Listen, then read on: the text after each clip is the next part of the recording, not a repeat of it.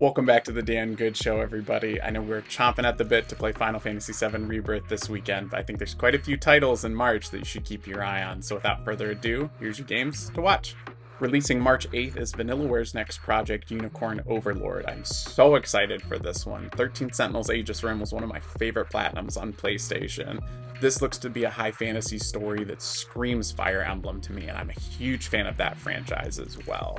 It also introduces some unique top-down, almost RTS-style mechanics during the gameplay in between combat, which I think looks really, really cool. We'll also be able to add almost 60 characters to our party, which I think blows the water out of any Fire Emblem game. So, huge fan of Vanillaware's art style and their previous games. Really looking forward to this one.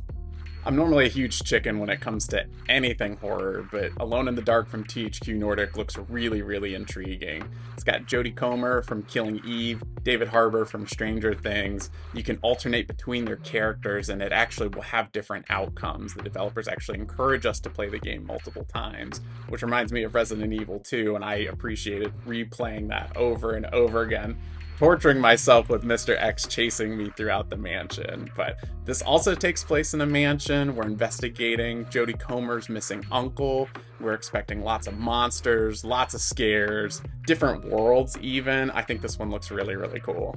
I think this next one is so cute. Please forgive me if I mess up the pronunciation. I tried Googling it. I'm doing my best. It's called Snufkin Melody of Moomin Valley. It's a 2D musical adventure all about restoring harmony with nature, inspired by the stories of Tove Jansson. Again, please forgive me if I mess up the pronunciation. I'm trying. But I think it looks really, really cute. We introduced over 50 characters and creatures to help along the way. And I just think it's a really nice palette cleanser, especially after Alone in the Dark.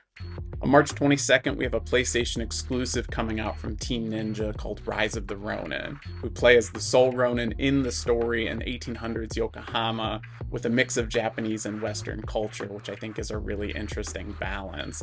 Given the opportunity to glide and grapple through the city, fighting on horseback, we'll use a variety of melee and ranged weapons, in a similar style to Ghost of Tsushima and Sekiro, which big fans of both of those games. We're also given the opportunity to change the story based on how we interact with key figures. Do we protect them? Do we kill them? I can't wait to find out.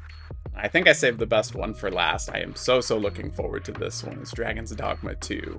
It's actually the one that I'm the least familiar with, but high fantasy is just my jam, so honestly, this is the one that I'm looking forward to the most in March. We play as the Arisen on a quest to reclaim our heart from a dragon, and we're thrust between a power struggle in two kingdoms, the human kingdom of Vermund and the cat kingdom of Batal. They both have very different outlooks and very different beliefs on our character and the world around us, but they share a unique goal in defeating the dragon and claiming the throne. I think this world is stunning. I think this is an absolute tech demo for like what modern gaming can be. Some of the beasts that we are going to encounter in this are stunning. Like, my jaw hit the floor when I was looking at the trailer. Like, this is what we're going to be doing. And that's your recap for all of the awesome games coming out in the month of March. Thank you so much for watching the Dan Good Show. Let me know in the comments which game you're looking forward to the most, or what games I missed. You can follow me everywhere at Dan Good Show. Don't forget to like and follow.